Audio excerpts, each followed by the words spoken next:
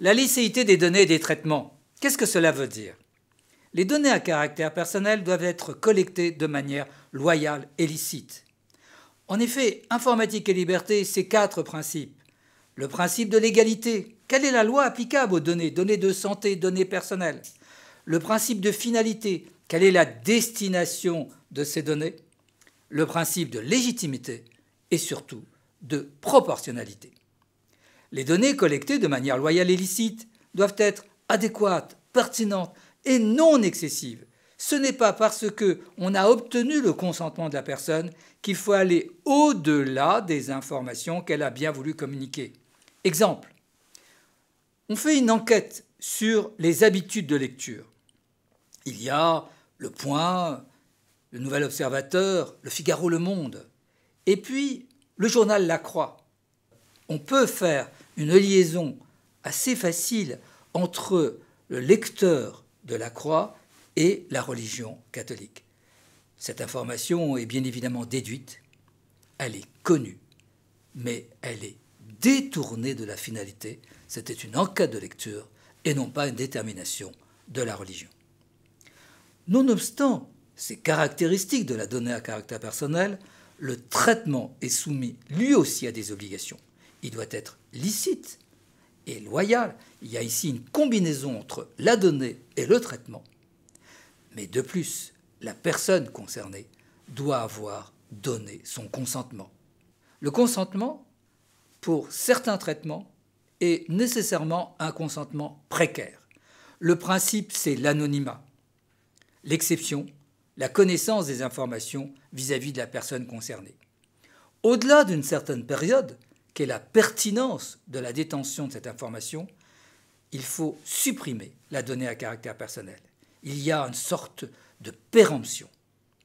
Et parmi l'ensemble des contraintes sur la durée de conservation, un droit essentiel, un merveilleux droit consacré par la Cour de justice de l'Union européenne en mai 2014, le droit à l'oubli.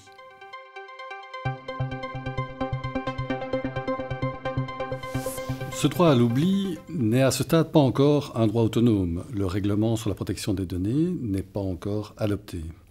La jurisprudence l'a petit à petit construite, par exemple par des 2 jugements du tribunal de grande instance de Paris et de Montpellier, qui a permis à des actrices pornographiques revenues à un peu plus de pudeur d'obtenir ce droit à l'oubli. En effet, la Cour de justice a consacré ce droit par un arrêt Google Spain, qui est extrêmement important. La Cour a apprécié, sous l'angle de la protection des données, le traitement que réalise le moteur de recherche, ici en l'espèce Google.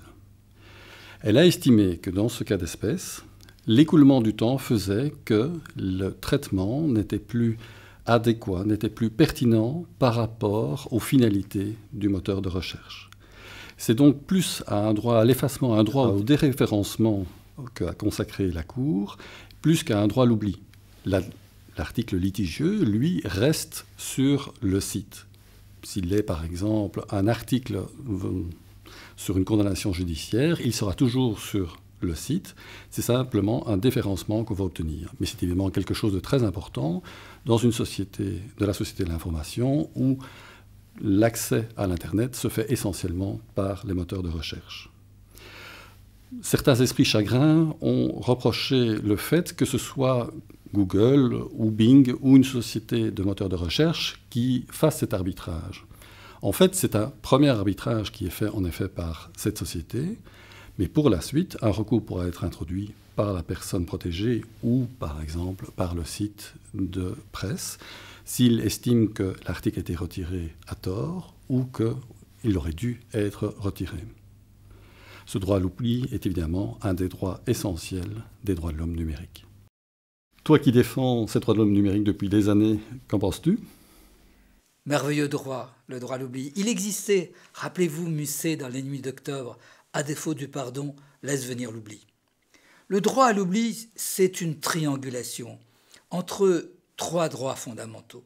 Le droit de chacun d'entre nous à ne pas avoir son passé devant le fait d'être archiviste de ce que l'on a été et de ne pas porter comme un casier judiciaire futur ce que l'on a fait précédemment. C'est cela le droit à l'oubli. Mais à côté du droit à l'oubli, il faut aussi prendre en compte, non pas comme on dit parfois, la liberté d'expression. Ce n'est pas le problème de la liberté d'expression, parce que l'article mettant en cause M. Gonzalez, il était présent, il a été communiqué. Mais le droit à l'oubli pose le problème du droit à l'histoire, c'est-à-dire le fait de connaître l'information. Les Anglais disent pour le droit à l'oubli « the right to know », en opposition effectivement à celui de l'oubli. Enfin, Elie Wiesel a eu cette phrase merveilleuse. Le bourreau tue toujours deux fois, la seconde par l'oubli. Il y a un devoir de mémoire pour les victimes.